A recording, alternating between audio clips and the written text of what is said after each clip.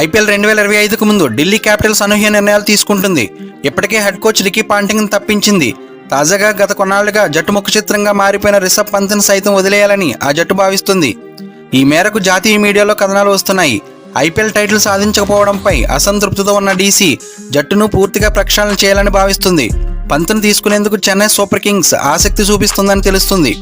IPL ఆరంభ season నుంచి ఆడుతున్నప్పటికీ ఇప్పటివరకు ఒక్కసారి కూడా టైటిల్ గెలవలేకపోయిన ఢిల్లీ క్యాపిటల్స్ జట్టు ఐపీఎల్ 2025కు ముందు భారీ ప్రక్షాళన దిశగా అడుగులు వేస్తుంది.